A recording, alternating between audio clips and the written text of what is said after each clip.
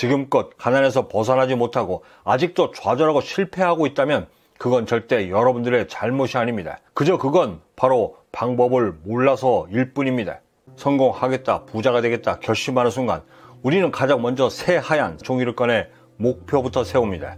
당시에 느꼈던 그 모든 결연함을 담아서 이렇게 말이죠. 5시에 일어나기, 영어 공부 1시간 하기, 그리고 저녁 8시 이후엔 절대 취식 금지 등등.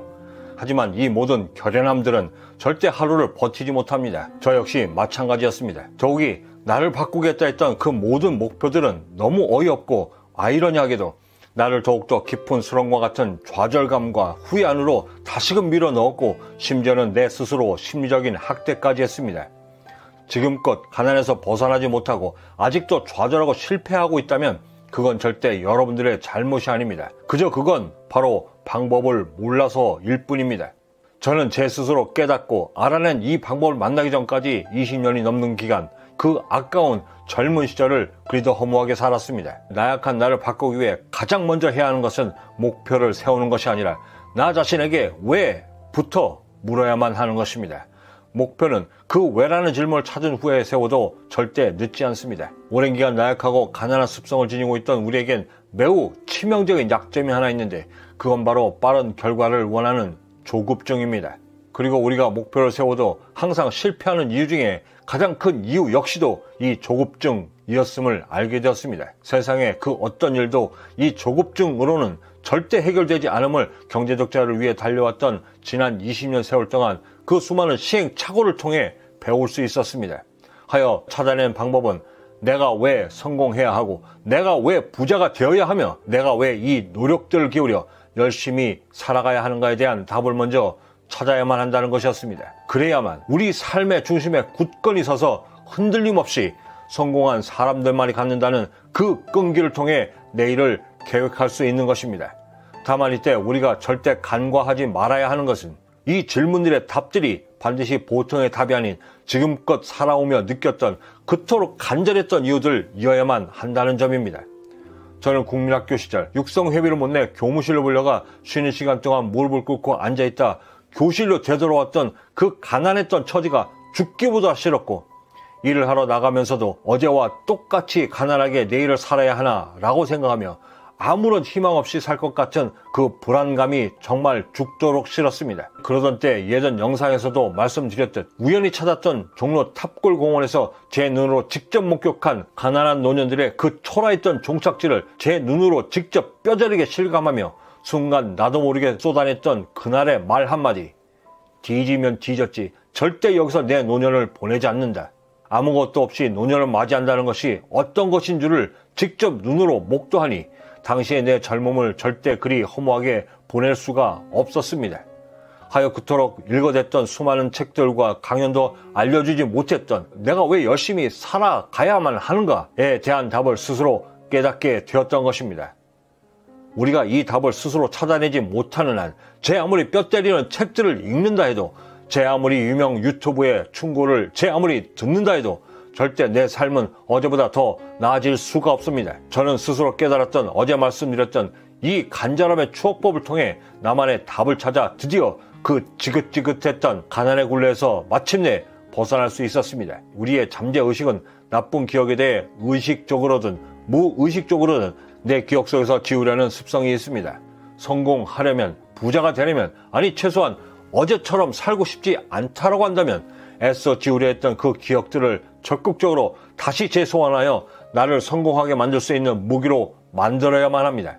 그것이 바로 간절함의 추억법인 것입니다. 돈의 속성을 쓰신 김승호 회장께서 추천하신 100번 100일 동안 쓰기, 이 역시도 물론 좋지만 이건 역시도 끈기가 없는 상태에서는 절대 무용지물이었습니다. 또한 저와 가장 어울리지 않았던 것은 바로 시간 때문이었는데 하루에 100번을 쓰기 위해 들여야 했던 평균 시간은 40분에서 1시간, 어떤 때는 1시간 20분이 걸린 때도 있었습니다. 특히 100번을 썼음에도 즉각적인 효과가 나타나지 않았을 때의 또 다른 내 자신에 대한 불신과 좌절감은 저와는 절대 맞지 않았습니다. 하여 제가 선택한 가장 효율적인 방법은 1시간을 들여 100번을 쓰는 대신 내가 왜 부자가 되어야 하는지에 대한 간절함들을 내 주위 어느 곳에서 볼 수 있도록 적극적으로 붙여두어 스스로 각인시키는 것이었습니다. 물론 간절함을 붙여두었다 하여 붙여둔 이 간절함들이 일순간에 나에게 했던 나를 순식간에 바꿔주진 않지만 어쩔 수 없이 바라봐야 하는 그 간절함들이 주는 메시지는 우리의 잠재의식 속에 계속해서 쌓이게 만들어주고 아침 출근길에 이빨을 닦다가 욕실에 내가 직접 붙여두었던 그 간절함의 추억들이 순간 내 가슴에 감당치 못할 만큼의 가르침을 줄 때 퇴근하고 돌아와 삶이 주는 답답함에 옷도 채 벗지도 못하고 침대에 벌렁 누웠다가 천장에 붙여두었던 내 간절함의 추억이 내 가슴에 밀려들 때 그 순간 그토록 숨죽여 깨워주기를 기대했던 내 잠재의식 속 거인들이 그 거대한 몸짓들의 나래를 펼치기 시작하는 것입니다. 그 지점에 이르게 되면 누가 시키지도 않았는데 스스로 삶의 방향을 찾아 길을 찾고 그 길을 향해 나아가기 시작하는 것입니다. 심지어 매일 똑같이 맞이했던 그 모든 경험들과 사물들이 마치 살아 움직이듯 나에게 가르침을 주기 시작하고 때에 따라서는 그 깨달음을 통해 내 스스로 행동하게 만들기까지 하게 됩니다. 축하드립니다. 지금 여러분은 가난하고 나약하면서 드디어 성공한 사람들만이 깨닫는다는 삶을 대하는 진솔한 태도를 깨달은 것입니다. 내 스스로 깨달아 알게 된 내 안의 간절함들의 힘은 우리가 상상하는 그 이상입니다.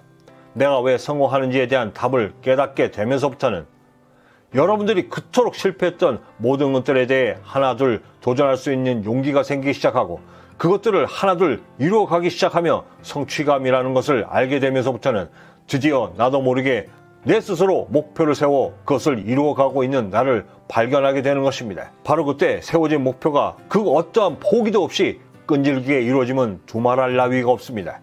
그 경지에 이르러 깨닫게 되는 중요한 우리 삶에 대한 의미 하나, 우리 모두는 사랑받기 위해 행복하기 위해 이 땅에 존재한다는 것입니다. 그 누구도 심지어 뜨거운 아스팔트와 보도블록 사이에 그 좁디 좁은 틈을 비집고 나온 잡초들조차도 결코 불행하기 위해 태어나는 것은 절대 없다는 것. 저는 그것을 20년 이상 그 지긋지긋한 가난을 극복해오며 깨닫게 되었습니다. 또한 지금 겪고 있는 오늘의 불행들이 다가올 내일의 행복을 위한 전조임을 또한 알려주었습니다. 새로운 하루를 시작하는 지금 자책하고 스스로 실망했음에도 내가 왜 성공해야 하고 내가 왜 사랑받고 행복해져야만 하는지를 깨닫는, 그리고 그 이유를 찾는 하루가 되었으면 좋겠다라는 바람이 있습니다. 죄송하지만 여러분, 그 누구에게도 좌절할 권리는 없습니다. 오직 행복해져야만 하는 의무만 있을 뿐이죠. 그런 오늘을 깨달은 우리 모두가 아름다운 정상에서 뵙기를 다시 한번 간절히 희망합니다. 내일은 구독자 한 분께서 말씀 주신 나쁜 습관을 단번에 끊어내는 구체적인 방법들에 대해 말씀드리겠습니다. 여러분이 느끼시는 아무리 해도 안 되는 것 같고 열심히 살아도 달라지는 것 같지 않을 때 느끼는 그 모든 좌절감과 상실감을 저는 그 누구보다도 잘 알고 있습니다. 저 역시도 그랬으니까요. 그럼에도 불구하고 살아내야 하는 이유를 찾기 위해 오늘도 고군분투하시는 여러분의 여정에 저의 가난을 극복하기 위해 살아왔던 그 치열했던 20년 여정이 감히 여러분의 여정에 좋은 동행자가 되고자 합니다.